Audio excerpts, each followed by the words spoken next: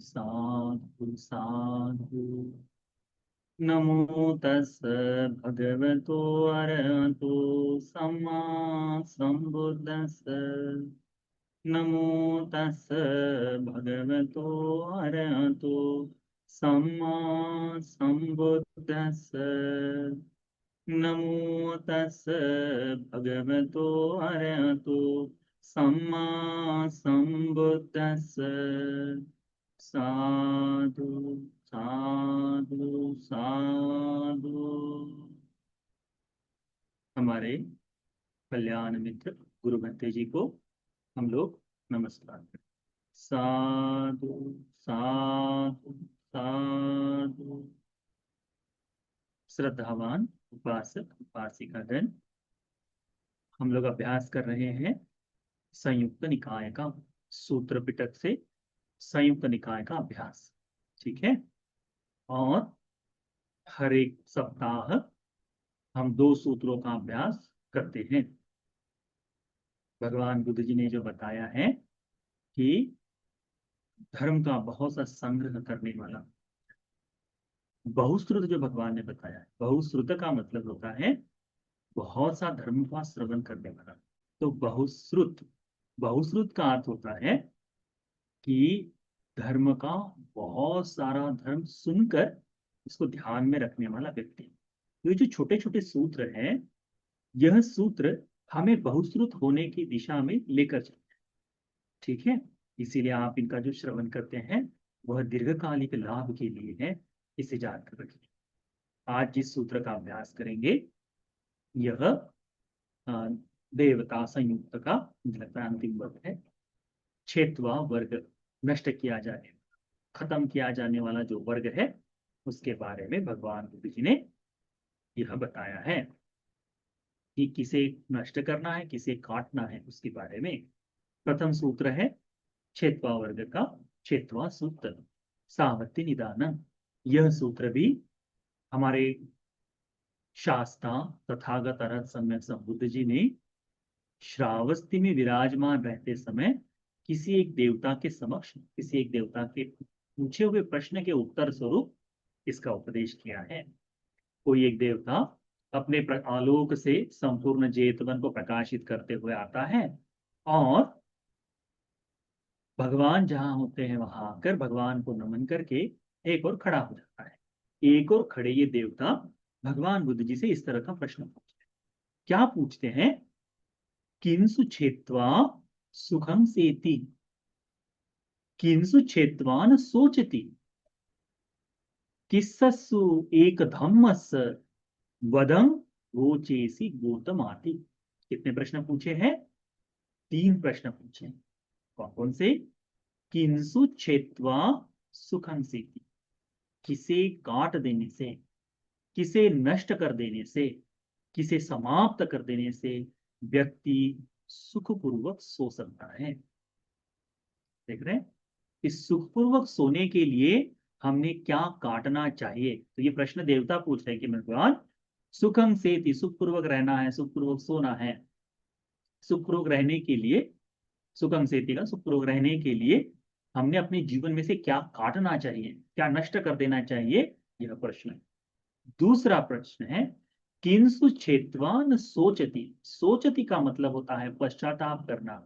सोचति का मतलब होता है अपने ही भीतर शोक करना, चिंता करना, है ना।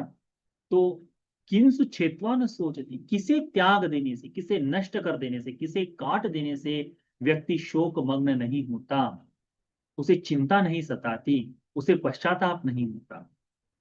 फिर तीसरा प्रश्न पूछते हैं किस्सु एक धम्मस वधं रोचेसी गौतम। एक धर्म ऐसा बताइए हे श्रवण गौतम कि जो आपके धर्म में वध किया जा सकता है। वध यानी, वध का मतलब क्या होता है? मार दिया जाना। तो गौतम, आपको किसका वध अच्छा लगता है?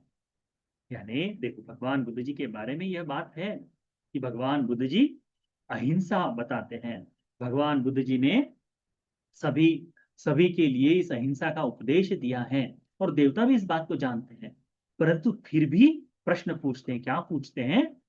कि भगवान, कि आपके धर्म में किसका वध, किसको नष्ट कर देना, किसकी हत्या आप ठीक समझते हैं? किसकी हत्या कर? तो इन सभी का उत्तर बड़ा सुंदर है। भगवान बुद्ध जी उस देवता को उत्तर देते हैं। आप देखिए, बड़ा ही अद्भुत भाव है ना।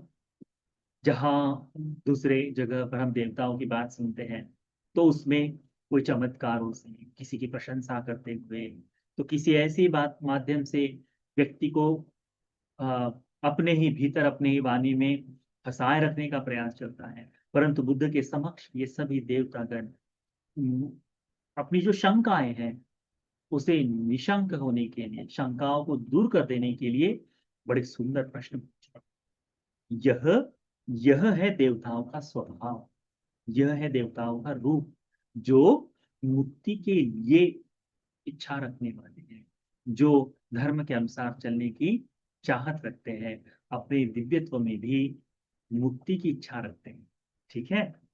तो क्या प्रश्न पूछा है कि किसे काट देने से, किसे नष्ट कर देने से व्यक्ति सुखपूर्वक जीवन जीता है? किसे नष्ट कर देने से, किसे काट देने से व्यक्ति दुखी नहीं होता, पश्चाताप नहीं करता? कौन सा ऐसा एक हत्या है, कौन सी एक ऐसी हत्या है, कौन सा ऐसा एक वध है जो भगवान बुद्ध जी के द्वारा कहा गया है कि हाँ तुम इसकी हत्या कर सकते हो? ठीक है। तो भगवान बुद्ध जी उत्तर देते, क्या कहते हैं? क्रोधं छित्त्वा सुखं सेति। क्या कहते हैं भगवान?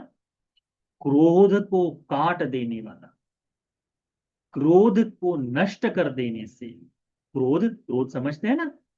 किसी ने शब्द से कुछ कहा और आपको क्रोध आ गया और आप प्रत्युत्तर स्वरूप उसको वाणी से ही कुछ कह देते हैं। शारीरिक रूप से कुछ ऐसा ऐसे कृत्य किया गया, क्रिया कही गई कि आगे वाला आदमी क्रोध में आ जाए और शारीरिक रूप से ही कोई ऐसी क्रियाएं करे जो दुख का कारण बने, है ना? तो भगवान बुद्ध जी इस देवता को क्या बताते हैं? क्रोधम छित्त्वा, ये जो क्रोध है इसे काट देने से, इसे नष्ट कर देने से, सुखम से थी, व्यक्ति सुखपूर्वक जीवन जीता है,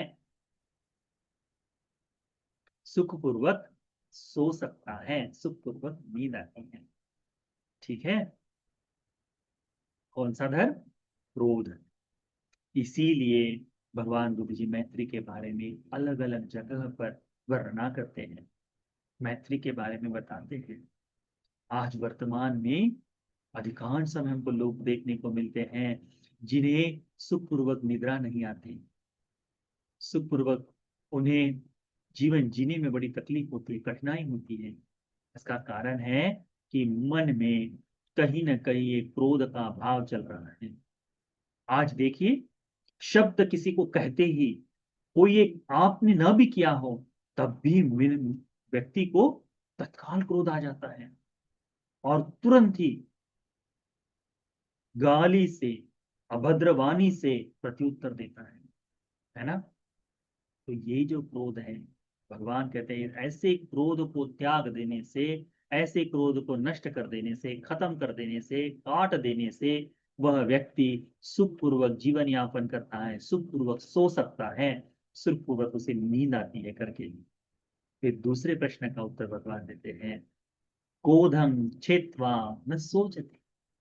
क्रोध जो है, तीनों प्रश्न में क्रोध बताया भगवान।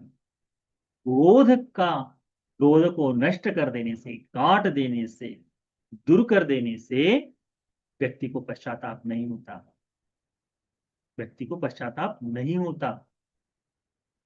आप देखिए, आपने कोई अच्छा कार्य किया, किसी ने आपको गाली दी, ठीक है, और आप उस समय शांत रह गए, थोड़ा देर के लिए ऐसा लग सकता है, परंतु अरे बाप रे, मैंने उसको गाली वापस से नहीं दी, अब भी मैं गाड़ी लेकर जाऊंगा, उसको गाली देकर आऊंगा, ऐसा बोल सकते हैं क्या? नहीं। और देखते हैं कई बार कोई प्रत्युत्तर न देने से आगे वाला विवाद बिल्कुल शांत हो जाता है, तो व्यक्ति अनेक बार कहता है कि उस समय कुछ बोल देते तो बात बिगड़ जाती, अच्छा हुआ कि कुछ नहीं कहा। कई बार हम अपना काम कराने के लिए किसी के पास जाते हैं और हमारे बीच में कोई बड़बोला आदमी रह जाए और वह उसके प्रति उत्तर स्वरूप में कुछ ना कुछ बोलना शुरू कर दे तो हम क्या कहते हैं, इसे यहां से बाहर ले जाओ, ये बनता काम बिगाड़ देगा। क्यों? क्योंकि जहां शांत रहना है, जहां क्रोध न दिखाना है, वहां क्रोध दिखाते क्या हो जाएगा, वो पश्चाताप का कारण बनेगा। इसीलिए भगवान कहते हैं, किंसु छेत्वा न सोचती तो क्रोधम छेत्वा न सोचती। क्रोध को नष्ट कर देने से, काट देने से व्यक्ति पश्चाताप नहीं करता, दुख नहीं भोगता, वह दुखी नहीं होता। क्रोध को खत्म कर देने से व्यक्ति दुख से परे आ जाता है, दुख से बाहर निकल आता है। क्रोध को रखने के कारण या क्रोध को काटने के कारण वो दुखी नहीं हो सकता। ये भगवान की वाणी है, ये बुद्ध की वाणी है।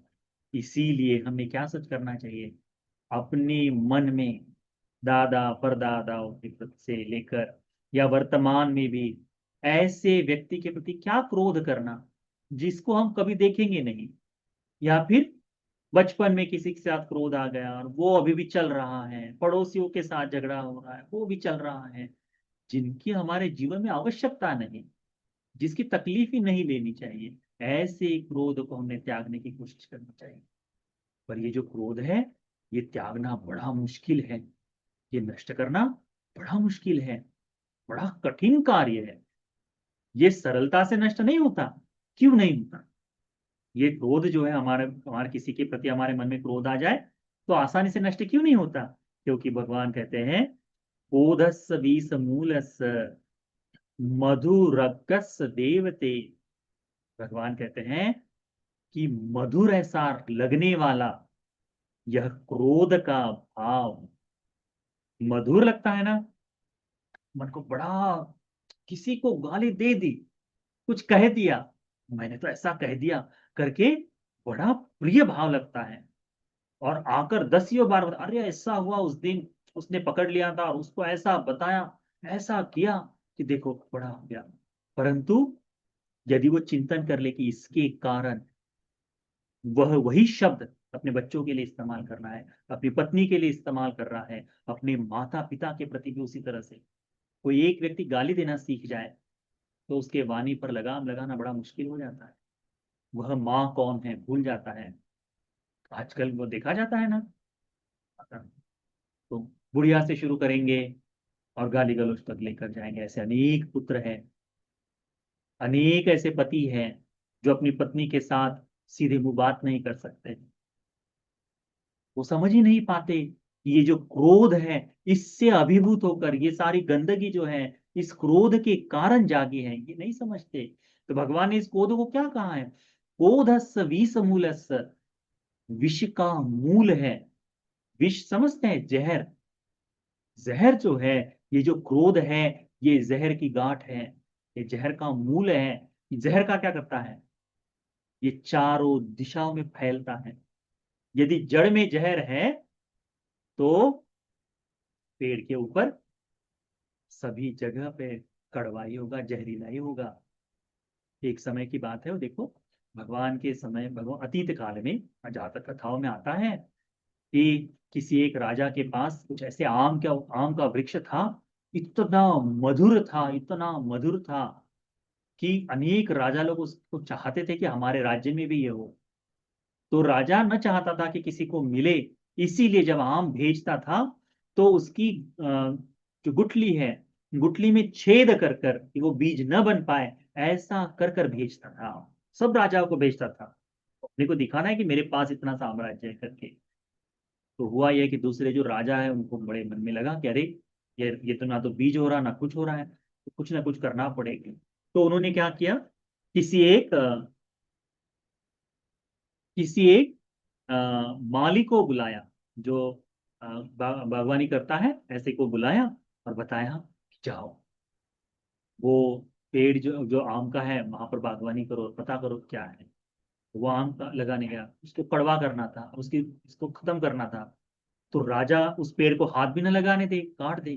तो इस माली ने क्या किया कि नजदीक में चारों तरफ से कड़वा नीम लगा दिया। अब नीम का पेड़ तो ऊपर है, परंतु आम की जड़ के साथ ये नीम की जड़ें जो है वो इकट्ठा हो गई। धीरे धीरे धीरे ये जो कड़वाहट है नीम की, जड़ों के सहारे पूरे आम के वृक्ष में आ गई। साल 2 साल बाद वो आम जो इतना मधुर था कि शायद उसके सामने फीका पड़ जाए, ऐसा मधुर फल कड़वाहट देने लगा। राजा ने कहा अरे कड़वा फल खत्म करो। देखो भगवान क्या कहते, क्रोधस्स विषमूलस्स, विषमूल है। ये जो क्रोध है ये विष की जड़ है, विष से युक्त जड़ है। ये जड़ क्या करती है, संपूर्ण वृक्ष को जहरीला बना। वैसा ही ये जो क्रोध है ये संपूर्ण मनुष्य जीवन को, परिवार को, क्रोधी आदमी के घर में देखो आप नहीं जानते होंगे, बहुत दयनीय स्थिति है। भिक्षु होने के नाते अनेक लोग इस क्रोध के कारण, जो क्रोध कर रहा है उसे तो ज्यादा समझ में नहीं आता क्योंकि वह व्यक्ति अलग से देख रहा है, पत्नी हो तो क्रोधी है चिड़चिड़ी, उसके कारण पति या फिर पत्नी, बच्चे और माता पिता जो दुख भोगते हैं, जो कष्ट भोगते हैं, वे आकर भंते जी को बताते हैं, भगवान भंते ये सारी चीजें हमारे यहाँ हो रही हैं। पिता इस तरह से क्रोध करते हैं, गाली दिए बगैर बात नहीं करते, कैसे करें। तो बचपन से जो संस्कार उस बालक पर आ रहे हैं, गाली से, माँ गाली दे रही है, बचपन से वो लड़की देख रही है, जो बेटी है वो देख रही, बेटा देख रहा है, उनके संस्कार कैसे होंगे। तो आने वाली सारी नस्ल जो है, बच्चे जो है, क्या हो जाएंगे, इस क्रोध के विष मूल से जन्म लिए हैं, तो सारा का सारा वृक्ष गंदा हो जाएगा, गंदा हो जाएगा। ऐसी गंदगी के सहारे, ऐसे जहर के सहारे यदि कोई मित्र बनाए, उन मित्रों में भी ये गाली गलौज आ जाती है। और आज देखो वर्तमान में थोड़ा सा गाली दे दे कोई, कितना बढ़िया लगता है, अरे जबरदस्त क्या बात कही है उसने, इस तरह से कहते हैं, बगैर गाली की बात नहीं बनती कहते हैं। और आज वर्तमान में मीडिया को देख लो, मीडिया यानी जितने भी यूट्यूबर्स है या सोशल जो चलाते हैं, इसको प्रेरित करते हैं कि ये होना चाहिए करके, पर ये लोग नहीं समझते ये विष की जड़ है, क्योंकि क्रोध से अभिभूत होकर हंसी मजाक में गाली दे रहे हैं, परंतु ये गाली का भाव जो जहां से जागता है, जहां से उत्पन्न होता है, ये क्रोध की जड़ है। ठीक है, तो वह आदमी को बहुत भिन्न तरह से दुखदाई समय पर लेकर जाता है, परंतु लगता कैसे है, मधुर रस दे, मधुर ऐसा लगता है, प्रिय ऐसा लगता है, बड़ा अच्छा लगता है कहते हैं। तो भगवान को पूछते हैं कि भगवान, भगवान को पूछा है कौन सा वध, तो भगवान कहते हैं वधम आर्या पसंसंती तन्मी छेत्वा न सोचती, इस क्रोध की हत्या कर देना, इस क्रोध का मर्डर, किल कर देना, मार डालना, भगवान कहते हैं आर्यों द्वारा प्रशंसित है। इसकी हत्या करने से कोई पश्चाताप नहीं होगा, दुख नहीं होगा करके भगवान। तो धर्म में किसी की हत्या करने के लिए भगवान अनुमति देते हैं, तो किसकी देते हैं, क्रोध की। तो जब आपके मन में कभी जागे कि पंचशील में मैं अभी हत्या करना चाहता हूं, किसी को मारना चाहता हूं, तो लकड़ी लेकर, तलवार लेकर चले जाओ और अपने क्रोध को मार दो। तो वो जो हिंसा है भगवान के द्वारा रुचकर बताई गई है, भगवान कहते हैं आर्य द्वारा वो प्रशंसित है। ठीक है, तो तीनों प्रश्नों का उत्तर भगवान क्या कहते हैं कि क्रोध ही है। इस क्रोध के कारण, इस क्रोध को नष्ट कर देने से, क्रोध को काट देने से, क्रोध का विनाश कर देने से व्यक्ति सुखपूर्वक सोता है। क्रोध को त्यागने से, क्रोध को नष्ट कर देने से, काट देने से व्यक्ति पश्चाताप नहीं करता, दुख में नहीं पड़ता, दुख से मुक्त हो जाता है। क्रोध जो है यह देखने में सुंदर दिखता है, मधुर लगता है, बाहर से बड़ा अच्छा लगता है, बहाने वाला लगता है, पर इसकी मूल जो है वह विष से युक्त है। इसकी जड़ जो है वह विष से युक्त है। भगवान कहते हैं इसका वध करना, इस क्रोध का वध कर देना, मार देना, यह आर्य द्वारा प्रशंसित है। इसका वध कर देने से कोई पश्चाताप नहीं होगा, कोई दुख नहीं होगा करके भगवान जी बताते हैं। तो ये है छेदवास, किसे नष्ट करना है, किसे काटना है। इस सूत्र को अच्छी तरह से ध्यान में रखो और अपने क्रोध पर धीरे धीरे काम करो। आसान नहीं है क्रोध पर, क्रोध को नष्ट करना। बड़ा कठिन काम है। हम भिक्षुओं को भी इस क्रोध से परे हो जाने में बड़ा समय लगता है। परे हो जाने से छोड़ो, नहीं होता। 10-10 साल, 15-15 साल भिक्षु जीवन में रहकर भी क्रोध खत्म नहीं होता। ये क्रोध जो है, ये बड़ा इस जीवन से जुड़ा हुआ भाग है। परंतु इस क्रोध पर हम काबू पा सकते हैं। धीरे धीरे व्यवहारिक भाव से इसको कम कर सकते हैं। ये उस तरह से लेकर आ सकते हैं कि ये दूसरों को तकलीफ न दे, स्वयं को तकलीफ न दे, न अत्त पीड़ाय न पर पीड़ाय, अपने के तकलीफ के लिए न दूसरों के तकलीफ भी न दे। इस तरह से हम इस क्रोध को बना सकते हैं। तो इस क्षेत्रवा सूत्र से आप अपने क्रोध को अच्छी तरह से समझिए। ये जो सूत्र है, इस सूत्र का उपदेश आप सभी को अपने क्रोध से जूझने के लिए, लड़ने के लिए, क्रोध को नष्ट कर देने के लिए, काट देने के लिए, खत्म कर देने के लिए, ये भगवान बुद्ध जी के द्वारा उपदेशित धर्म, विस्तारित किया गया धर्म का उपदेश आप सभी को एकांततः क्रोध मुक्त हो जाने के लिए उपकारी हो जाए। साधु साधु।